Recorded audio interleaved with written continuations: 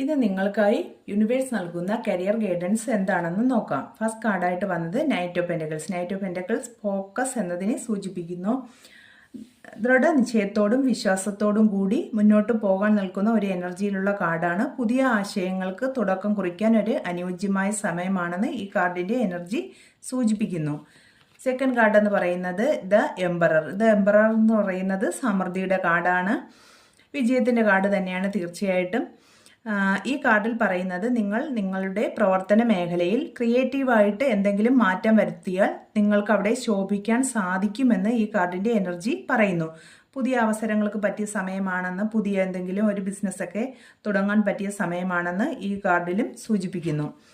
The chariot എന്ന് പറയുന്ന card നിങ്ങളിപ്പോൾ നിൽക്കുന്ന ഫീൽഡിൽ കോമ്പറ്റീഷൻ ഉണ്ട് എന്ന് കാണിക്കുന്നു. അതുകൊണ്ട് തന്നെ നിങ്ങൾ വളരെ ശ്രദ്ധയോടും വളരെ ഫാസ്റ്റായിട്ടും ആക്ഷൻ എടുക്കണമെന്ന് ഈ കാർഡിൻ്റെ എനർജി സൂചിപ്പിക്കുന്നു. പുതിയ എന്തെങ്കിലും സംരംഭങ്ങൾ തുടങ്ങാൻ അനുയോജ്യമായ സമയമാണ് എന്ന് എല്ലാ കാർഡിലും ഒരു മെസ്സേജ് ഉണ്ട്. അപ്പോൾ എന്തെങ്കിലും ഒരു പുതിയ കാര്യങ്ങൾ തുടങ്ങാൻ ആഗ്രഹിക്കുന്നവർക്ക് ഇപ്പോൾ അനുയോജ്യമായ സമയമാണ്. യൂണിവേഴ്സിൻ്റെ സപ്പോർട്ടുണ്ട്. നിങ്ങളുടെ പ്രവർത്തന മേഖലകളിൽ ഒരു ക്രിയേറ്റീവായിട്ടുള്ള എന്തെങ്കിലുമൊക്കെ കൊണ്ടുവന്ന് നിങ്ങൾ മുന്നോട്ട് പോയാൽ നിങ്ങൾക്ക് വിജയിക്കാൻ സാധിക്കും. വളരെ ഫാസ്റ്റായിട്ടും ചിന്തിച്ചും വളരെ ശ്രദ്ധയോടും ചിന്തിച്ചും തീരുമാനങ്ങൾ എടുക്കുക. തീർച്ചയായും നിങ്ങൾക്ക് വിജയിക്കാൻ സാധിക്കുമെന്ന് ഇന്നത്തെ എനർജി പറയുന്നു. അപ്പോൾ എല്ലാവർക്കും നല്ലൊരു ദിവസം ആശംസിക്കുന്നു. Thank you universe.